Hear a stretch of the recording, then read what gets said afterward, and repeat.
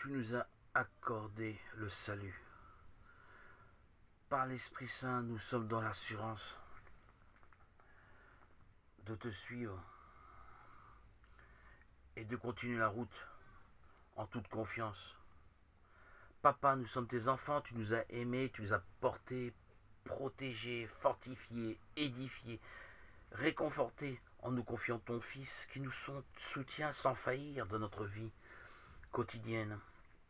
Nous désirons reconquérir nos cœurs souillés en t'ouvrant une nouvelle fois nos cœurs par nos regrets de t'avoir offensé. Nous retournons nos regards vers la lecture de la Bible qui est à l'image de notre Sauveur. En elle, nous reconnaissons, ressentons ton amour inscrit, imprimé dans la Bible.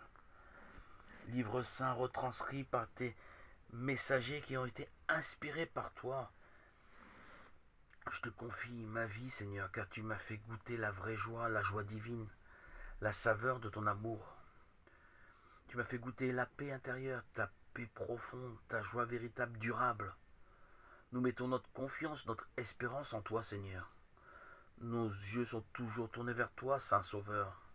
Nous nous répentons et nous te donnons notre nouvelle vie. Et en toi, non des désirs, des convoitises de nos yeux. Nous voulons te suivre sans aucun compromis, division de nos cœurs, dans notre esprit, dans notre âme.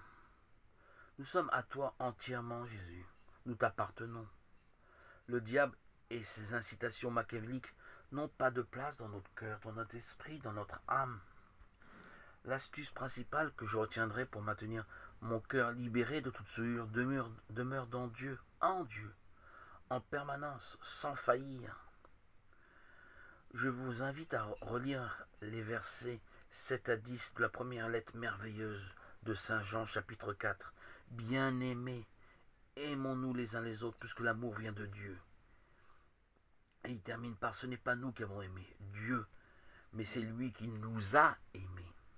Il a envoyé son Fils en sacrifice de pardon pour nos péchés.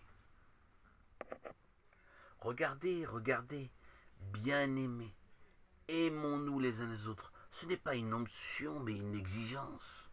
Nous devons de suivre cette injonction. Elle est impérative, c'est un principe dicté qui nous est imposé.